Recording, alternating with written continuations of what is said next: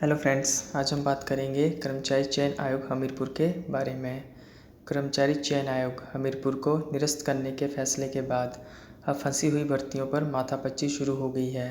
मुख्य सचिव प्रबोध सक्सेना ने गुरुवार को 2 बार इस बारे में बैठक की। सरकार के सामने न सिर्फ रुकी हुई भर्तियों को पूरा करवाने की चुनौती है, बल्कि नई एजेंसी बनाने को लेकर मुख्यमंत्री द्वारा की गई घोषणा को पूरा करने का भी एक चैलेंज है। वीरवार को कार्मिक विभाग के साथ बैठक में मुख्य सचिव ने हमीरपुर के कर्मचारी चयन आयोग में नियुक्ति कर्मचारियों से संबंधित मसले देखे। इससे पहले सरकार को ऐसी सूचनाएं भी मिली थी कि विजिलेंस जांच के कारण आयोग में नियुक्त कर्मचारियों को गेट के अंदर नहीं जाने दिया जा रहा। उन्हें राज्य सरकार ने अब सरप्लस पूल में डाल दिया है और भविष्य में ये किस विभाग में जाएंगे, इसको लेकर इनसे विकल्प लिए जाएंगे। लेकिन जब तक वे किसी विभाग में नहीं जाते, तब तक इनकी सैलरी कैसे निकलेगी, इन तकनीकी पहलुओं पर भी मुख्य सचिव ने निर्देश दिए हैं। आपको बता दूं, हिमाचल कर्मचारी चयन आयोग हमीरपुर के भंग होने से लगभग 4000 पदों पर होने वाली अभ्यर्थियों की नियुक्तियां अधर में लटक गई हैं। अलग अलग कैटेगरी के करीब 44 पोस्ट कोड की भर्ती प्रक्रिया में आधे से ज़्यादा का प्रोसेस मुकम्मल हो चुका है। लेकिन अब फिर इस प्रोसेस की नए सिरे से शुरुआत होगी या फिर वही प्रोसेस जारी रहेगा, ये स्थिति भी असमंजस वाली हो गई है, क्योंकि सरकार द्वारा भंग किए गए आयोग की नोटिफिकेशन अभी सामने नहीं आई है। लेकिन 4 अलग अलग पोस्ट कोड के तहत जूनियर ऑफिस असिस्टेंट IT के पदों पर तकरीबन 2000 अभ्यर्थियों की नियुक्ति होनी थी। इसका प्रोसेस लगभग पूरा होने की स्थिति में है।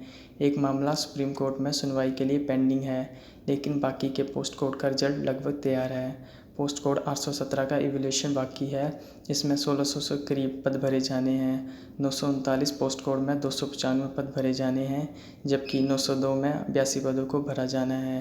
ये सारा प्रोसेस तैयार है और मात्र फाइल के ओके होने का इंतज़ार था। इसके अलावा जिनका प्रोसेस कंप्लीट हो चुका है और अब केवल रिजल्ट निकालना जाना बाकी रहा था, उन श्रेणियों में सब स्टेशन अटेंडेंट, बिजली बोर्ड में लाइनमैन और शिमला स्थित सचिवालय में सेक्रेटेरिएट क्लर्क के पदों को भरा जाना है। इसमें काफ़ी ज़्यादा पद हैं। फिलहाल आयोग के दफ्तर पर ताला लग गया है। हालांकि विजिलेंस के अधिकारियों का आयोग के कार्यालय में आने जाने का सिलसिला जारी है। इसके साथ ही पेपर लीक के बाद सस्पेंड हुए हमीरपुर कर्मचारी चयन आयोग में चल रही भर्ती परीक्षाओं की प्रक्रिया को अब लोक सेवा आयोग को दिया जाएगा।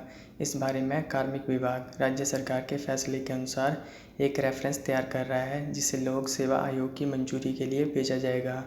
लोक सेवा आयोग में इस फैसले को लेने के लिए फुल कमीशन भी बिठाया जा सकता है।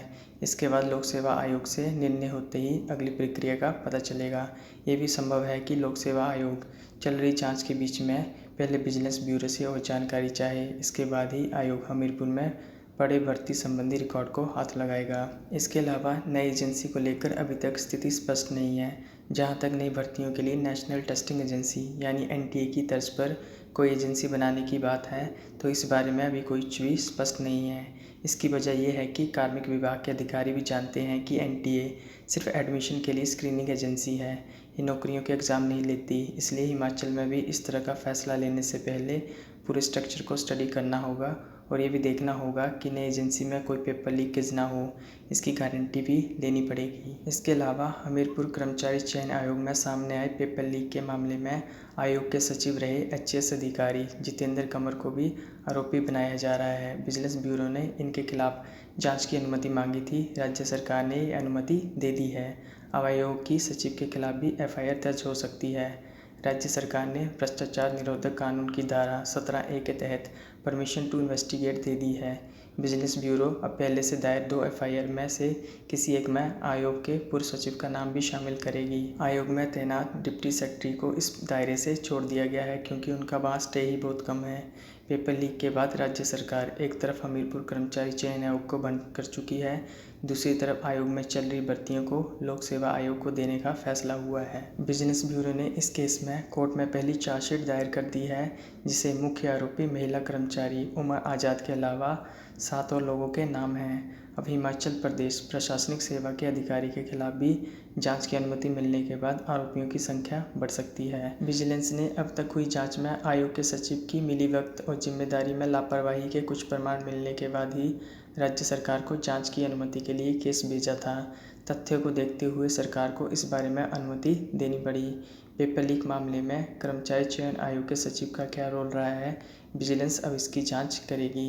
इसके अलावा एडीजीपी विजिलेंस सतवंत अटवाल त्रिवेदी का कहना है कि पेपर लीक मामले में कर्मचारी चयन आयोग के सचिव के खिलाफ जांच के लिए प्रदेश सरकार ने मंजूरी दे दी है। पेपर लीक मामले में कर्मचारी चयन आयोग के सचिव का क्या रोल रहा है, विजिलेंस इसकी जांच करेगा।